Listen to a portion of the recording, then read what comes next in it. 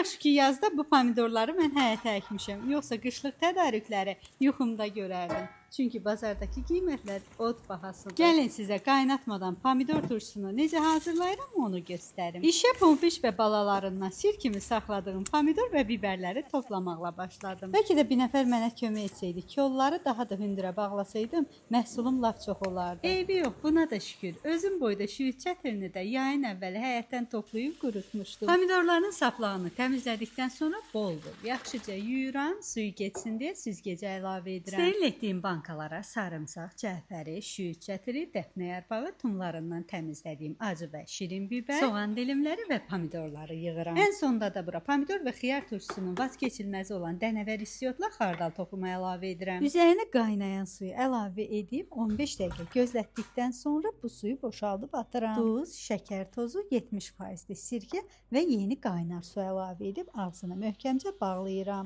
Bir gün büküb, ertəsi gün sərin yerdə qışa saxlayıram. Sizin favoriniz hansıdır? Xiyar yoxsa pomidor turşusu?